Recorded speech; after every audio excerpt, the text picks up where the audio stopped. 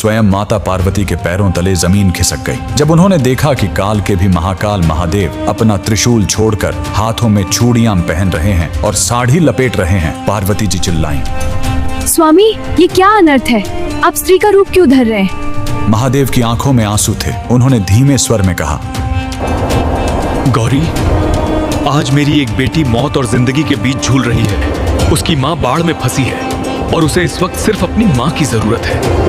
जी हाँ, महादेव एक औरत बनकर एक गर्भवती महिला की डिलीवरी कराने पहुंचे थे। आखिर वो भक्त कौन थी जिसने महादेव को दाई बनने पर मजबूर कर दिया? यह कहानी है दक्षिण भारत की रत्नावती नाम की एक परम शिव भक्त की। वह गर्भवती थी, समय निकट था। उसने अपनी माँ को बुलवाया था, लेकिन तभी कावेरी नदी में भयानक बाढ़ आ गई। उसकी माँ नदी के उस पार फंस गई। इधर रत्नावती को प्रसव पीड़ा शुरू हो गई। आधी रात, बिजली की कड़क, चारों तरफ सन्नाटा, घर में कोई नहीं। वो दर्द से तड़प रही थी और बस एक ही नाम पुकार रही थी, हे महादेव, हे मेरी माँ, मेरी रक्षा करो। कैलाश पर महादेव का आसन डोल गया। माँ पहुंच नहीं सकती थी, इसलिए महादेव ने स्वयं उसकी माँ का रूप धरा। अचानक रत्नावती के घर का दरवाजा धीरे से खुला। सामने उसकी माँ खड़ी थी। उस माँ ने रत्नावती का सिर अपनी गोद में रखा, उसे सहारा दिया, एक कुशल दाई की तरह उसके बच्चे का जन्म करवाया। पूरी रात महादेव एक औरत बनकर अपनी बेटी की सेवा करते रहे। उसे खाना खिलाया, लोरी गाकर सुलाया। सो जा मेरे लाल